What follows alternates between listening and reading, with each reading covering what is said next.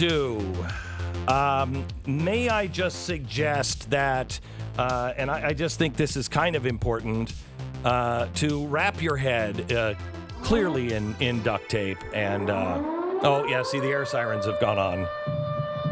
Yeah, the locals have heard that we are going to talk about Nancy Pelosi and actually play some audio. And your head just might explode. So you were warned in advance. Here is Nancy Pelosi on our economy. In America, capitalism is our system. It is our economic system. It is. But it has not served our economy as well as it should. Stop just for a second. Stu, that seems like a crazy blanket statement to me. He says, I'd like to believe it was true. I'd like it to be true. Yeah, I'd like it to be true. It hasn't served our country well and served all of our purposes.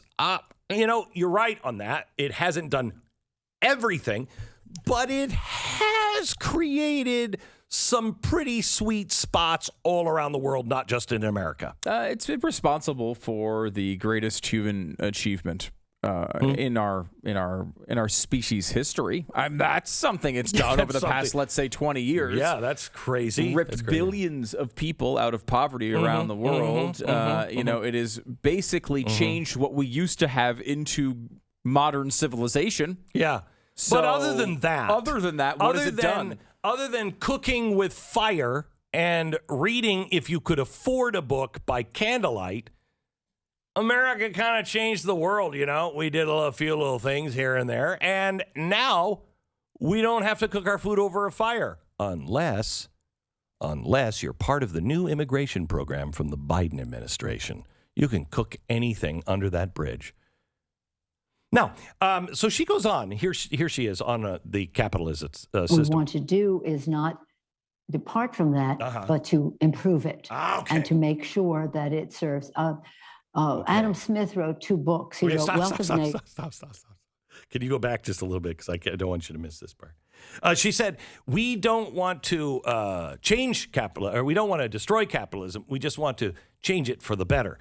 Have you heard any of the as a people, have we had that serious discussion? Have we? I mean, I've heard a lot of, slogans, hey, tax the rich, blah, blah, blah. But have we had the slogan of, hey, we're going to lift the engine up on this economic, lift the hood up on this economic engine, and we're just going to change some things? Tune it, okay. But we're going to change some things. I don't know. If it was my car, I'd say, wait, hang on just a second. What exactly are you going to change? We're taking out these crazy spark plugs. We don't even know what they do. Sticking up there and having to change them and stuff. We got to get rid of them. Okay, do you have another replacement for them? Because if you do, I'm all in. I'm all in. But I'd like to see what you want to change. We're going to get rid of this gasoline in this engine. Okay. What are you going to replace it with? Well, batteries are dirty too now, Everybody was touting that battery, but you know how much it takes to make a battery? So we're not using batteries either. What are you going to use? Stuff. That's the way they talk to us. Stuff. We're just going to get rid of all the police and replace it with something else. What more do you want? I don't know, maybe actual facts. But getting actual facts from them, it's never quite clear because they're morons. When it comes to the economy, you can say safely, and I'm going to give you the evidence, Nancy Pelosi is a complete and utter moron. Here's why. Listen. Adam Smith wrote 2 books. He wrote Wealth of Nations, and then he wrote another book about principles and the rest, about how... Stop for a second. He wrote Wealth of Nations, and then he wrote a book about principles and all that. I mean, don't get me wrong. I think that was an eloquent way of describing what he did.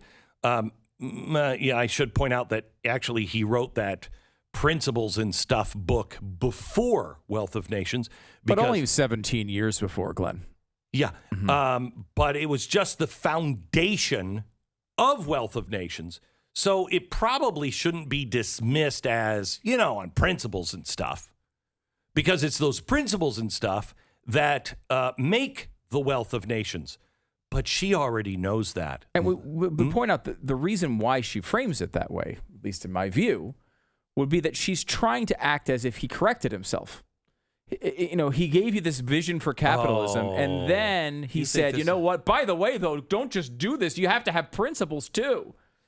That may have been the way she was told by others. Right, I don't think she has a clue on who Adam Smith really was. I'm giving her too much credit. You're giving her way too much credit. But that's why the story works for her, right? If there was a guy who wrote a book about capitalism that we all praised, and then later on said, by the way, I was mistaken. I didn't point out that you're supposed to be nice to each other and give away and have the government take all your money. Right. Or whatever she believes is in the second book there. Right. Then you'd understand, right? Right, sure. That perhaps that makes sense. He set up, hey, you have to be, the theory of moral sentiments happens long before. He sets that framework for what later becomes what we understand as capitalism. He says, you cannot be an amoral people because the invisible market of the hand, which he describes later in Wealth of Nations, that invisible hand will reach up and choke you to death. If that's what the market is asking for, if it's asking for bad things, it will produce bad things. But it's not the invisible hand jamming those things down your throat. It's you asking for them because you are the market. So if you are moral, it will demand moral things to be produced. But if you don't have a society that has moral sentiments, it's going to be a really bad ride because it will be used against you and it will come and choke you to death. We've been saying that for a long time. We all know that. It takes a moral people to have this much freedom. They've been saying, get out of here with all your morality. You don't know what you're saying. Really? So let's listen to the expert Nancy Pelosi on that principles and stuff. In an economy and a society, you had to meet the needs of people. Now, he wasn't doing it really from compassion, but from practicality. Stop. That is absolutely not true. Not true. If you know anything about moral sentiments and the Wealth of Nations, it is the greatest charitable arm ever. Because if it is done with moral sentiments, people are thinking, how can I improve the life of others? How can I make their life better? It's only when you have an amoral or immoral society that they think, how can I make this iPhone addict children to it? That's not a moral idea. But a moral society would say, how can we use this to help free people? Help them not to be enslaved, especially to a giant corporation who is, through their algorithms, shaping, changing, and enslaving based on what we want because we want to sell you more stuff.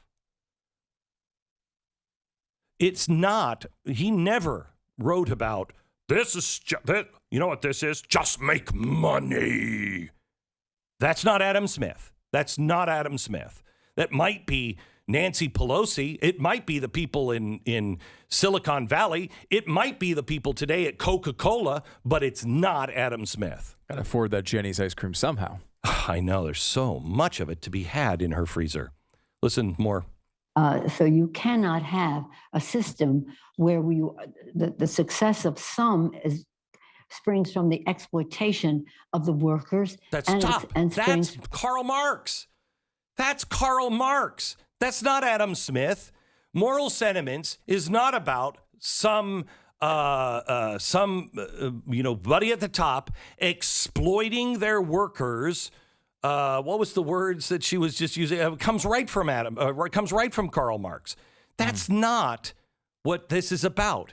This is about, can companies, can people, can the market, can inventors, can business people have the moral sentiments to be able to help people and not make it just about money?